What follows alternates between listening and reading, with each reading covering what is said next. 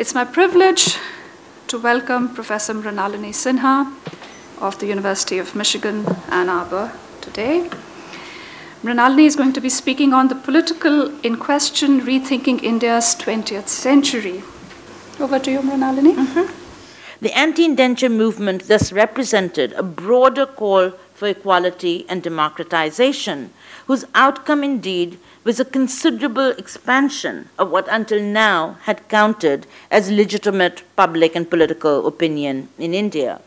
The movement had brought into existence a very specific kind of political subject, one that was not reducible to any existing social groups, functions, designated parts, or identities, but represented as such a supernumerary collective, an excess or a supplement over and above the existing units of society, that staked a claim to equality for those who hitherto had largely been excluded as equal stakeholders in society.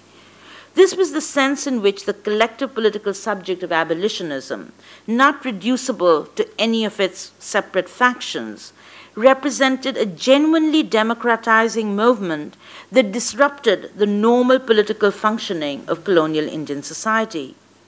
Fittingly, perhaps, the abolition of indenture is the only empire-wide reform that did not emanate from metropolitan Britain, but was the direct result of the pressure of popular public opinion in independent India.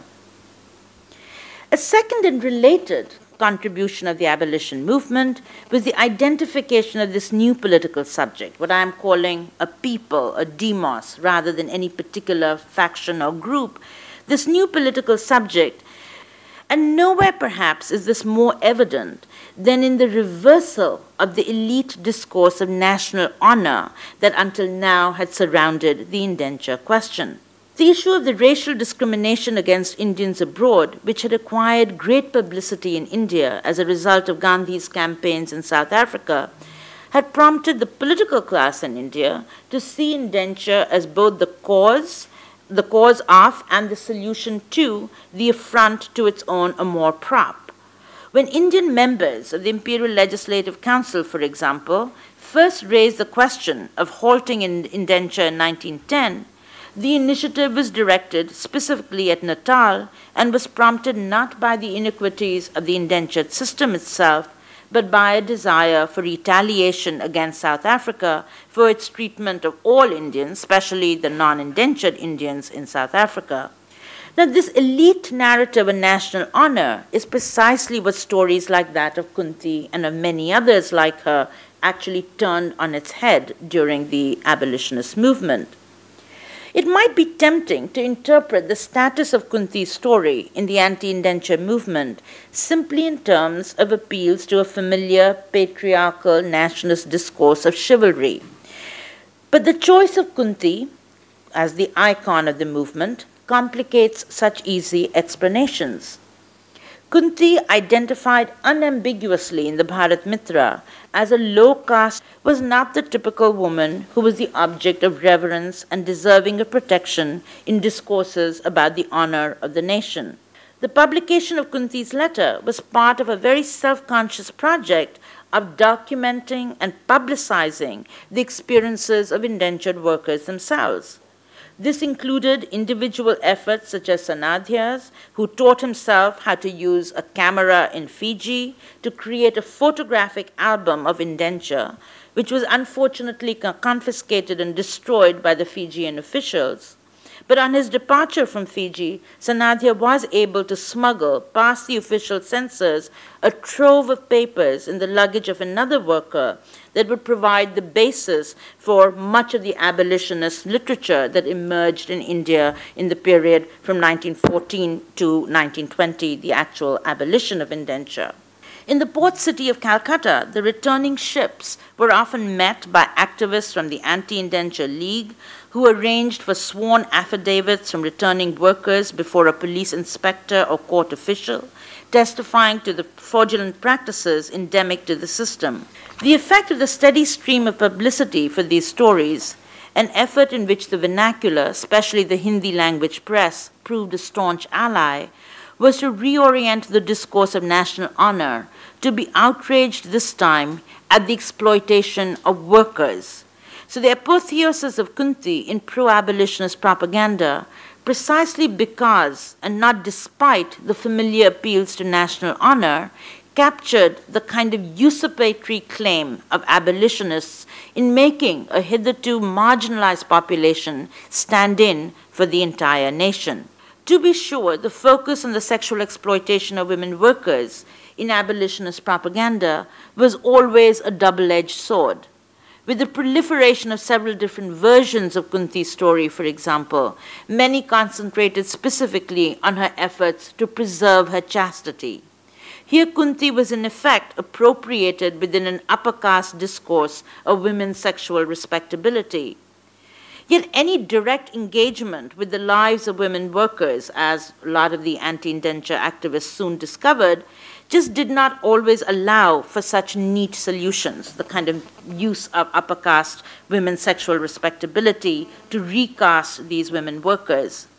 So, for example, when Marwari abolitionists, in what was, in a case in 1913, in what was a really dramatic rescue, managed to free 4 women from a holding depot in Calcutta just minutes before their ship was to sail for the colonies, they found, in working with these women, that their individual stories just did not conform to their, meaning the Marwaris, accepted notions of appropriate female sexuality. So, for example, one of the young women they had rescued had actually run away from her husband in the village to join her lover, only to be lured into the depot and bound for indentured labor in Trinidad.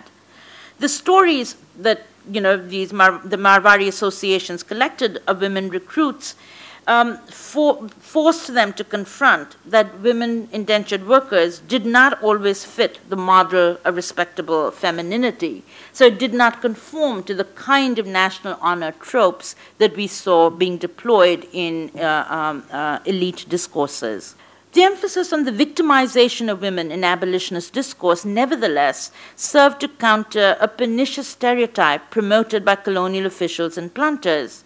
The latter had blamed the class from which women workers to the colonies were recruited, rather than the skewed sex ratio of 40 women to 100 men mandated for every shipload of recruits, or the non-recognition of Hindu and Muslim marriages on the plantations and the colonies. They blamed the class of the character of the women rather than these factors for the breakdown of traditional social relations among indentured workers. Nandrani Nehru, founding member of the Prayag Mahila Samiti, one of the leading women's organizations active in the abolition movement, in her article Striyon aur Bharti, or Women and Hiring, published in the women's journal Sri Darpan, put up a very strong defense of women workers against allegations of sexual immorality by putting the blame squarely on the conditions of indenture. Even if largely in the limiting forms of victims, women workers were transformed in a usurpatory gesture by abolitionists into sisters whose dishonoring was represented pointedly as a dishonor not just for women, but a dishonor for the whole of society or for the nation as such. At its most ambitious, moreover, the identification of the anti-indenture movement with the national whole or with the universal extended even beyond the horizons of any one particular national community.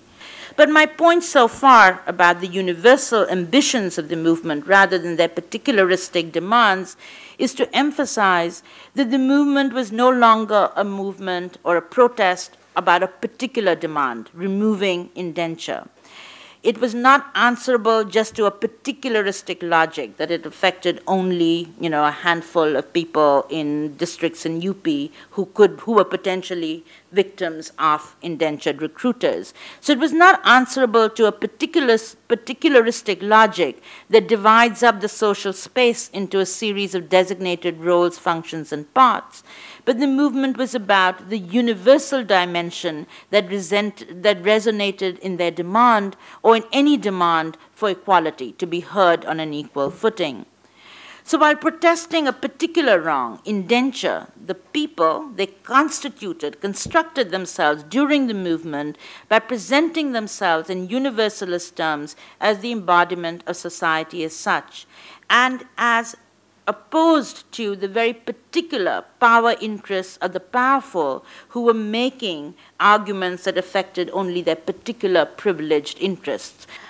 The conception of the common, the third and perhaps most challenging political outcome of the anti-indenture movement, placed it in direct antagonism with an emerging post-abolition consensus in the 1920s in India. Nowhere is this more apparent, perhaps, than in the decomposition or the division in the aftermath of abolition of this sarvasadharan janta, or ordinary public, that had emerged during the movement, was in the aftermath of abolition divided into designated parts, into people with very particular roles in society, no longer representing the whole. Let's take this example. When recruitment for indenture was halted on March 20th, 1970, under the emergency wartime regulations of the Defense of India Act, the nature of the post-abolition scenario still remained to be worked out. Recruitment still needed to be halted permanently, and the existing labor contracts of workers in the colonies cancelled. The resolution of these matters shifted the debate from the public, from the streets, from the kind of propaganda that was taking place by these anti-indenture activists to the legislatures and to the boardrooms. Their solution came at the cost of putting this people, this Aam Aadmi, the Sarvasadharan Janta, who had presented themselves as a stand-in for the universal, in their place. They were now designated as the ignorant poor, or the masses, who needed the protection of leaders so that they could perform their designated tasks in society. How was that done? Let's look at the debate in the assembly and how it kind of came up with a solution, permanent solution for abolition and its aftermath. When the Legislative Assembly in Delhi met to enact the abolition of indenture into legislation in the 1920s, it did so against the background of a growing convergence between both imperialist and elite nationalist interests in favor of delimiting India as a separate economic and political unit within the empire. Wartime dislocations had already forced a reversal of imperial policy in favor of industrialization and of the development of a national economy in India. These changes put a premium on the utilization of India's labor supply within India rather than in the colonies.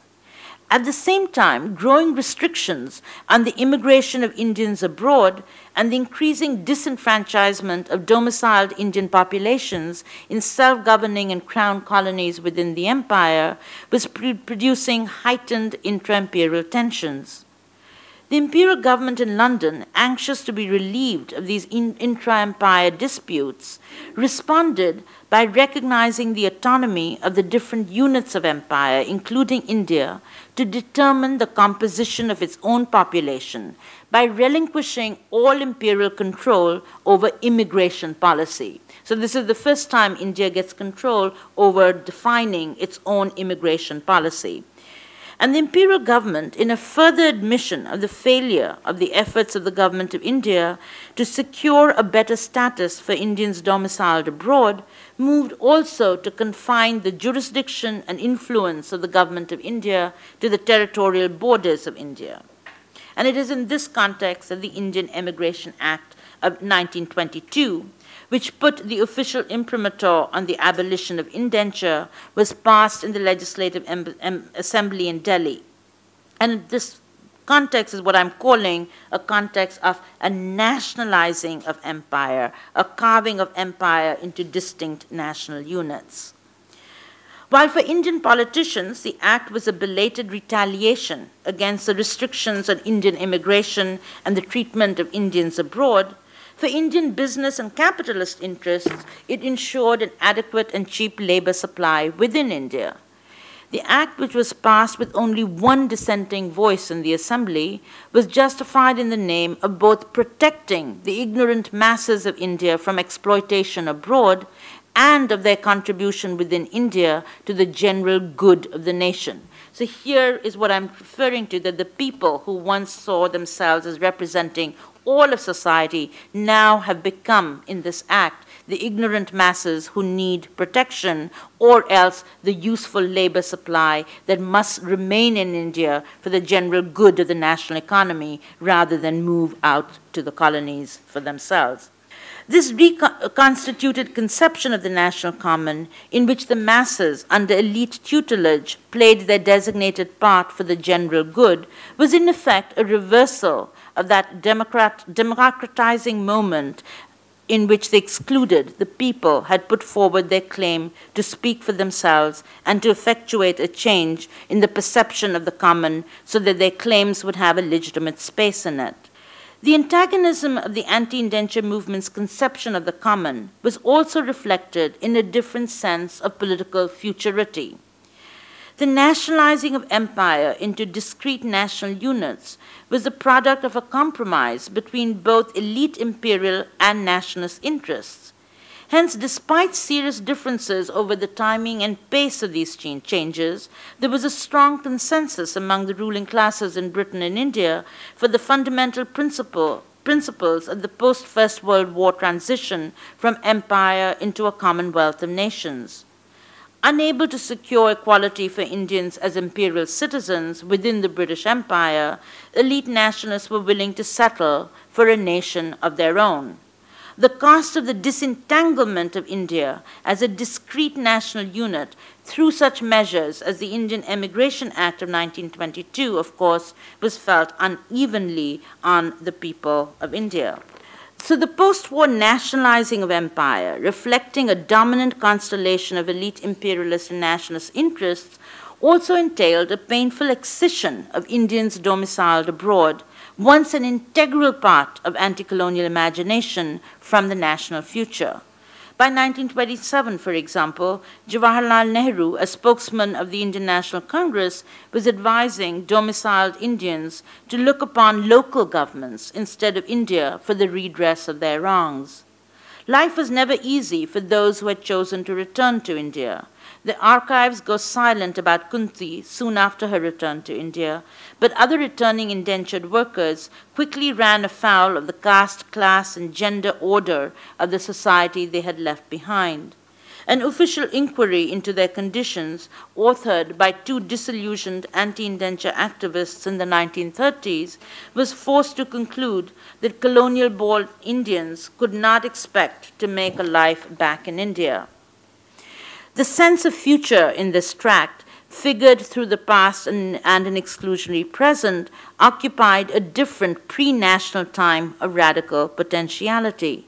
The potentiality of alternative political futures was erased in the aftermath of abolition, as decolonization now began to take increasingly the hegemonic form of the transition from empire to commonwealth of nations, and eventually to nation states.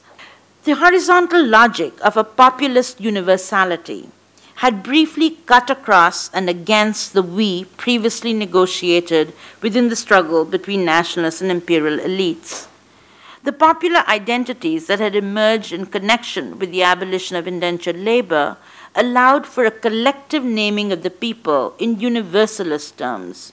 In contesting the version of the common that had excluded them, and its corollary version of common sense, Kunti, Sanadhya, and their fellow activists avoided appealing to the normative sense of belonging to any one particular community, defined by a supposed homogeneity.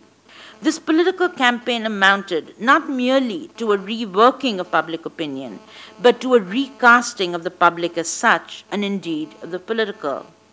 That this story was largely forgotten manifests the constitutive exclusions of a nation-based historiography, and the fact that it continues to be neglected manifests the equal limited preoccupations of a global or transnational history.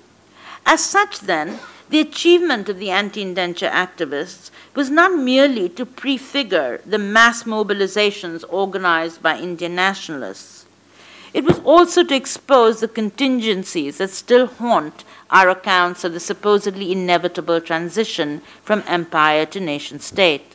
When the history of Indian abolitionism gets elided or forgotten, and the inauguration of a popular all-India anti-colonial politics is identified only with the advent of Gandhi's leadership of the nationalist movement, the casualty is precisely the field of the political in the 20th century. The erasure of abolition from the history of the 20th century allows a particular version of decolonization, the transition from empire to nation-state, that was set in motion during one world war and completed at the end of another, to appear historically given, that is both inevitable and natural. At the same time, it makes the well-known ambivalence of Gandhi, the so-called father of the nation, towards the project of the nation-state appear as nothing more than one more idiosyncrasy of a famously eccentric individual. This ambivalence, as a history of Indian abolitionism suggests, had its roots in a broader people's movement with which Gandhi was associated, but which also had an existence independent of him. And finally, the erasure of this history negates the pivotal role of India, the challenges thrown up by its extensive labor diaspora in the push, in the imperial push, the effort of the British government towards nationalizing the empire in the First World War and the post-First World War period, and the consequent making and establishing of an international order of nation-states, most famously, of course, in the League of Nations. Proliferation of the political everywhere, by the same token, has also reactivated interest among some scholars and in certain sections in the distinction between politics and the political. Now, whereas the political, and here I'm drawing from a host of contemporary theorists of the political, and I find that a very useful distinction, whereas political refers to the manner in which a society is produced as a unity, as in competing conceptions of the constitution of the common, like what is common, how do we define the common. If that is political, then politics is the interplay, the to and fro of conflicting powers within this unity. So if we think of political as thinking of how we constitute the unity, politics as the to and fro within this unity. The political, in effect, and this is quoting Ernesto Laclau, is not then an internal moment of the social, but on the contrary, that which shows the impossibility of establishing the social as an objective order. That means the kind of impossibility of thinking of any definition of the social as inherently natural. And it is just such a political moment that the history of Indian abolitionism is most significant. So as a political moment rather than as a history of politics. Abolitionism belonging neither within the national history of India. It's too diasporic, it's too backward, so it doesn't fit our national history. But it does not belong either within a global history of the post-First World War international order, because most of the action happens within India. There's nothing transnational or cross-border in the way in which global history imagines itself. So neither national nor global, the history of the anti-indenture movement challenges in some ways the historical givenness of both. This revitalized political history, instead, would make it possible to narrate a history of these rare political moments, like the anti-indenture movement in India, that makes visible the very establishment, the ways in which the common, the social, was put together in India, a certain common that came into being during the abolition movement, and then another definition of the national common that becomes possible within the sort of national political space in the assemblies.